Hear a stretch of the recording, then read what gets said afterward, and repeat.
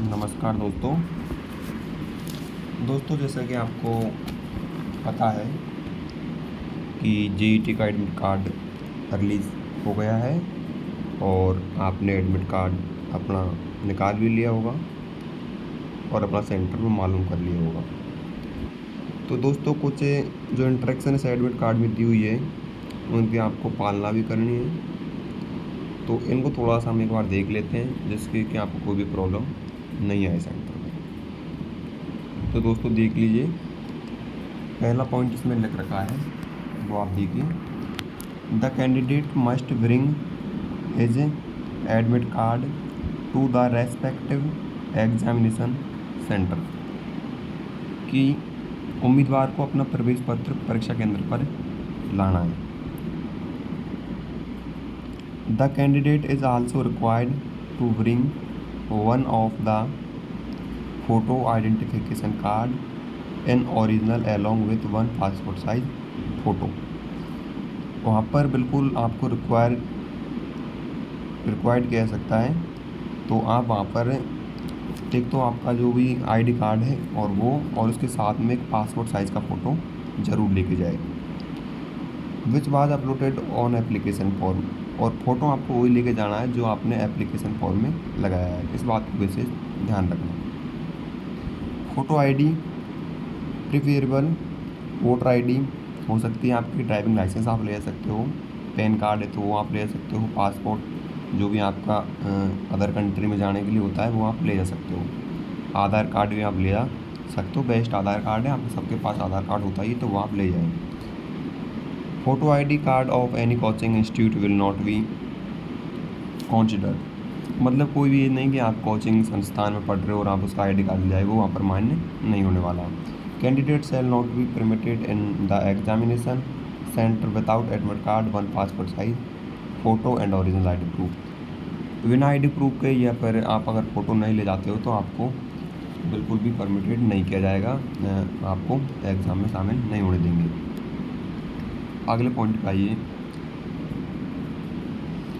Request for change in the examination centre will not be considered या entered under any सर्कुमस्टेंस। मतलब ये है कि आप एग्ज़ाम सेंटर में जाके बोले कि भाई मेरा एडमिट कार्ड रह गया या फिर कुछ और चीज़ होगी, आईडी कार्ड आपने लिखे, तो किसी परिस्थिति में वहाँ पर कोई चेंज की कोई भी आपकी कंसिडर नहीं किया जाएगा, किसी प्रकार की आपकी नहीं सुनी जाएगी या फिर कोई भी चेंजेस वहाँ पर नहीं करने देंगे आपको। तो इसलिए आपकी जो भी चीज़ें हैं उनको आईडी कार्ड फ़ोटो उनको लेकर जाए। Please ensure and occupy the allotted seat. मतलब अपनी सीट को इंश्योर कर ले कि भाई ये मेरी सीट है, उस पर बैठे। Having a sticker of your roll number, उस पर आपका एक रोल नंबर लगा होगा, पेस्टेड ऑन योर सीट। ठीक है। Candidate must use the black ink pen provide by the invigilator. मतलब आपको पेन वहाँ पर नहीं लेके जाना है, जो एग्जामिनर आपका होगा वो आपको इंक वॉल पेन देगा, वही आपको यूज लेना है। इसका आपको वैसे ध्यान रखना है। Candidate is advised to report at the examination centre 90 minutes before the commencement of the examination. उम्मीदवार को मतलब ये बात है कि सलाह परीक्षा दी जाती है, वही परीक्षा शुरू होने से 90 मिनट पहले ही पहुंच जाए तो ठीक रहेगा, क्योंकि वहाँ आपको कोई प्रॉब्लम नहीं आने वाली अगर पहले पहुंच जाओगे तो। आप main gate will be closed 15 minutes या 15 मिनट्स। जो मेन गेट है वो 15 minute before the commencement of the examination. Exam शुरू होने से पहले आपका बंद कर दिया जाएगा 15 मिनट पहले ही गेट को, तो आप टाइम से पहुँचें। Check all the paper and question booklet. आपके जो क्वेश्चन है, क्वेश्चन बुकलेट है, प्रश्न पुस्तिका में, उनको एक बार चेक कर लें। बिफोर फिलिंग द एंट्रीज भरने से पहले, ये मोस्ट काम है, एंट्री नहीं भरे उससे पहले यहाँ पे चेक कर लें। If any mistake is found in the question booklet then you should inform the invigilator immediately. तुरंत आप अपने जो एग्जामिनर वहाँ पर है उसको तुरंत ही बताएं अगर कोई मिस्टेक है आपके क्वेश्चन पेपर में, तो आप उसको तुरंत बताएं। The OMR seat will not be replaced any case. किसी भी केस में आपके OMR सीट को चेंज नहीं किया जाएगा, इसलिए एंट्रीज को बिल्कुल देख देख के भरना होगा।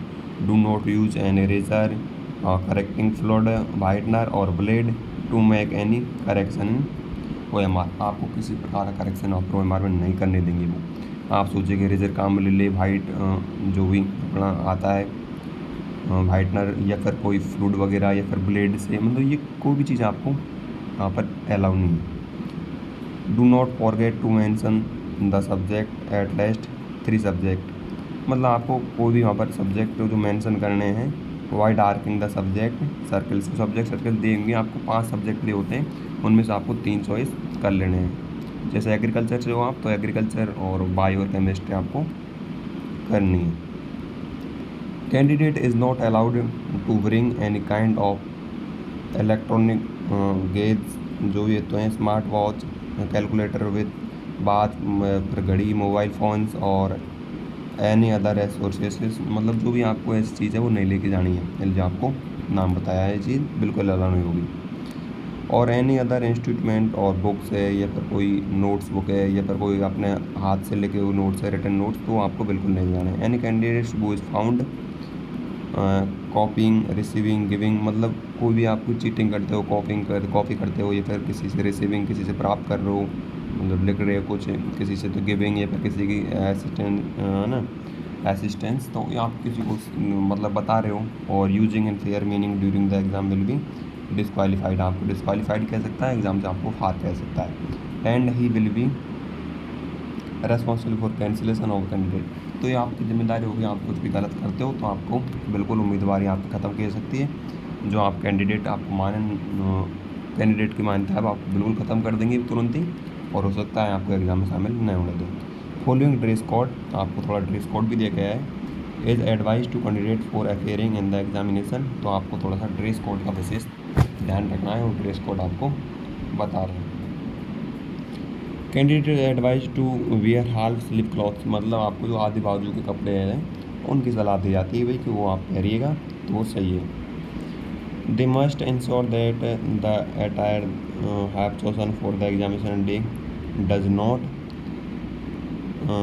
कॉम्प्लाई विथ बटन्स है, वेज है, ब्रॉच है या flower which could be use be hiding any instrument और कम्युनिकेशन डिवाइस, मतलब आपको एग्ज़ाम डे से पहले थोड़ा देख लेना है, सोच लेना है कि भाई आपको सुनिश्चित अच्छी तरीके से कर लेना है कि कौन कौन सी चीज़ आपको वहाँ पर अलाउ नहीं है या फिर आपको, और एक ही आपको जो तरह तरह के बटन है या फिर जो कपड़े में ब्रॉच है ना, फ्लोअर्स वगैरह, तो ये ऐसी चीज़ नहीं पहननी है जो कि आपको किसी चीज़ को छुपाने के लिए या उपकरण को छुपाने के लिए यहाँ पर आप ले जाएँ, तो ये नहीं हो सकता, ये आपको नहीं ले जाना है। Candidates will be thoroughly checked before the are allowed to enter the exam hall, आपको चेक करके एंट्री आपको दी जाएगी। आप ये मत सोचना कि हम ले जाएंगे और वहाँ पर आपको चेक नहीं किया जाएगा, तो ये ऐसा नहीं हो सकता। The candidate is advise not to wear any objectional dress, कोई भी आपको ऐसी ड्रेस नहीं पहननी है जो वहाँ पर अलाउ नहीं है, या कुछ भी आप ऐसी चीज़ नहीं लेके जाएँ।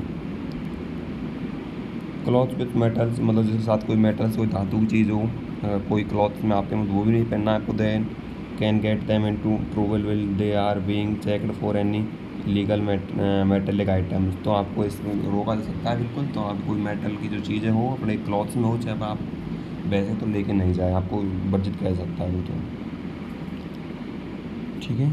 इसके बाद आते हैं ज्वेलरीज है, अपने ज्वेलरीज इंक्लूड, मतलब जो ज्वेलरी आपकी रिंग्स, चाहे अंगूठी हो, चाहे नोज पिन हो, चाहे इयरिंग्स हो, चेन्स हो, जो भी आपका बिल्कुल जो भी नेकलेसेज है ना, जो भी अपने जो भी मतलब आभूषण है वो बिल्कुल आप नहीं लेके जाए। Are not allowed to inside the examination centre, इसके साथ आपको मतलब एग्जाम सेंटर में इनकी एंट्री नहीं है तो आप नहीं लेके जाए।